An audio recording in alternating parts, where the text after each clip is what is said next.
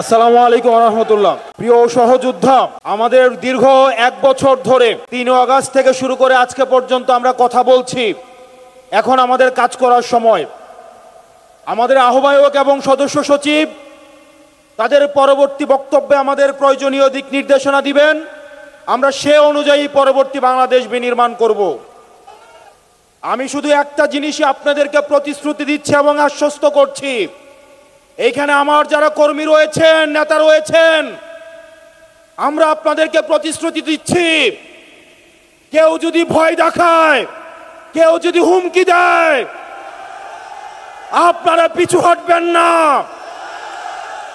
আমরা জানি এলাকায় এলাকায় আপনাদেরকে বাধা দেওয়া হচ্ছে, এনসিপির কর্মীদেরকে বাধা দেওয়া হচ্ছে। আমরা দ্ব্যর্থ কণ্ঠে বলতে চাই, টেকনাফ থেকে তেতুলিয়া, রূপসা থেকে পাথুরিয়া, এনসিপির একটা নেতা কর্মীর দিকে যদি কেউ চোখ তুলে তাকায়, আমরা তাকে রাজনৈতিকভাবে মোকাবেলা করব। প্রিয় এনসিপির কর্মী এবং সহযোদ্ধারা, পরবর্তীতে আমাদের আহ্বায়ক এবং সদস্য সচিব প্রয়োজনীয় দিক নির্দেশনা দিবেন। আমাদের যদি জীবনও চলে যায়, আমরা তাদের দিক নির্দেশনা বাস্তবায়ন করব। ইনকিলাব ইনকিলাব ইনকিলাব ইনকিলাব,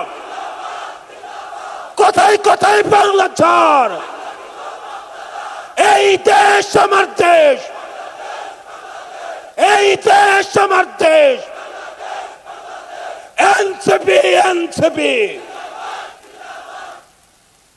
ধন্যবাদ আমাদের ক্যাপ্টেন হাসনাত আব্দুল্লাহ।